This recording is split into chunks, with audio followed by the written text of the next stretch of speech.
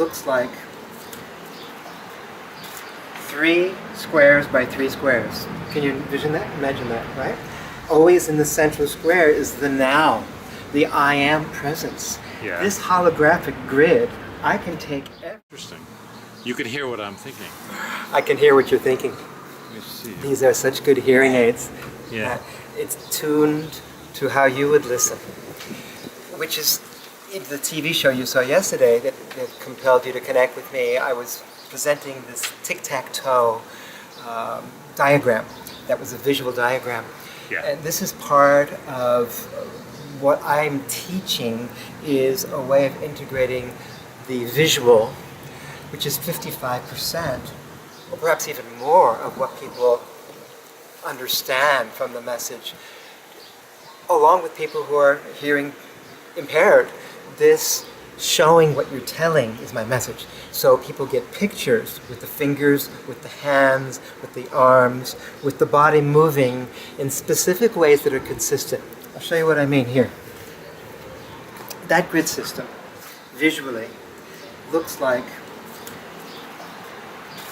3 squares by 3 squares. Can you envision that? Imagine that, right?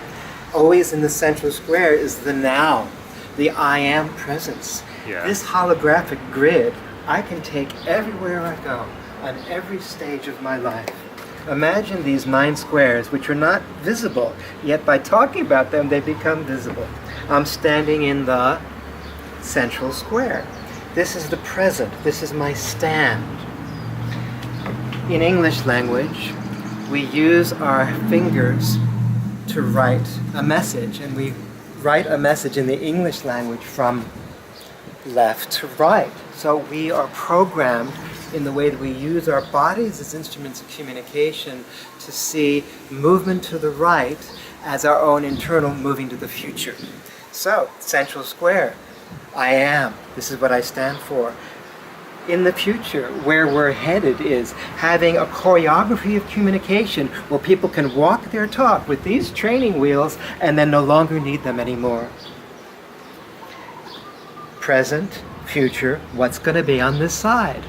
Duh, it's the past, and the past is always on the other side of the present than the future.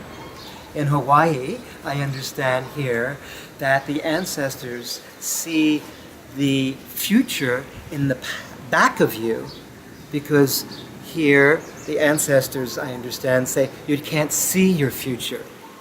That's another way of doing it. For people who are speakers and use a graph with the X and Y axes, since those diagrams and graphs move in this direction, going to the future, then it's appropriate and makes more sense for anyone who's using a graph in front of an audience to flip it around and have the future be the audience's future the way the map reads. Are you following me? Makes sense. So we have past, present, and future in any direction. As long as one is consistent, then when I move according to what I'm sharing with you now, as we step forward in the presentation, I don't even have to say those words, do I?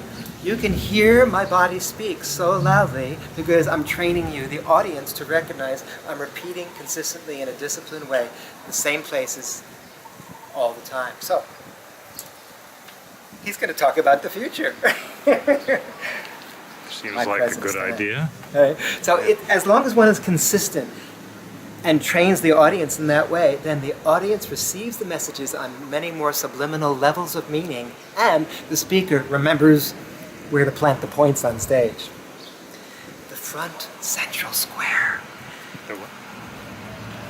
is to confide. The real secret that what I'm telling you is about developing an engaging, dynamic relationship with as many senses as possible, so that what is verbally spoken, visually seen, and vocally heard has much more multiple impact, since we're reaching multiple modalities, multiple modes of senses. It's easy to encode any message then in the muscle memory of whoever is listening. Is it making sense?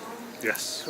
We'll go on. So confiding, the real secret to this is developing a relationship with your body, a relationship with yourself, a relationship with what you stand for. And in back, what's in back? It's either our backers are helping us move forward, or something's been holding me back. The metaphors are endless, yet how you use it Yeah. makes all the Something difference. holding us back. Bingo. There was a moment I was working with a woman nurse, I remember when I was just getting started in doing this work, who was making speeches to women saying, look, we women have had the same positions as men for so long, but we've always been the underpaid, always been in our place. We need to step past feeling held back. So I thought, that's a perfect opportunity. Can I please hold you back and do it for you? So you don't have to do it yourself. Please allow me. So as I held her back, nobody likes being held back. What did she do? She was saying, we women are tired of us being small. From the mouse to a lion. It took a second. And that swift moment shifted her presence forever. She can go back to the old way, but why bother, given the choices? So, there's more zones to inhabit here. Present, future, past. The real secret to this is, on the left side of our bodies, we have functions that are described as receptive, nurturing, the feminine side. When I stepped forward and left to the audience, I call this the intuitive side. So often then a speaker can say, I've been thinking about this presentation for a long time. I've been wanting to get this grid system well recorded because it's been such a hallmark for so many people to make such a shift in how they make a stand in their lives, walking their talk. On the other side of turning inwards would be then the male side, turning outwards. For my next point, this is where one can be dynamic, expressive, outgoing. This is more receptive. So all of these zones, there's two more, the back two. Receptivity in the front left corner, in the back right corner.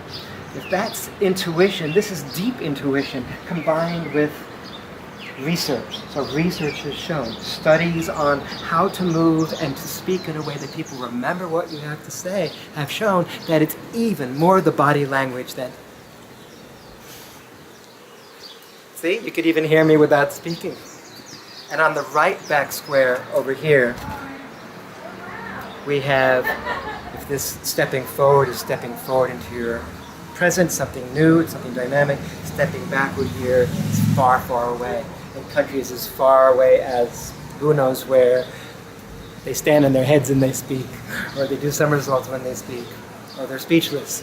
Anyway, by mapping these zones, one then gets accustomed to a congruence where this story feels more authentic here. I feel more connected to myself, my audience, my body, my messaging. But that story, my grandma, or a time that I was, it feels like it's in this field. So what we're doing here is creating a kinesthetic mapping of territory that has not been mapped up to now. Does this make sense to you? Yeah, it does. A lot. It's great. That's really what I wanted to do today, is to take this grid system to another level of understanding. I don't even need the grids anymore. It's just visible. Yeah, where is it? It's invisible, and at the same time, it's visible. As we said at the beginning, these are such good hearing aids. I hear what you're thinking. I see what you're knowing. Exactly. That's great. I see. Thank you. I saw Gary on TV in Maui, invited him over to make a short video. Here it is. His website, mypresentationdoctor.com, looks like this. You can get his book, which looks like this, Get Up, Stand Up for Your Life, where he jumps off the rock up top and splash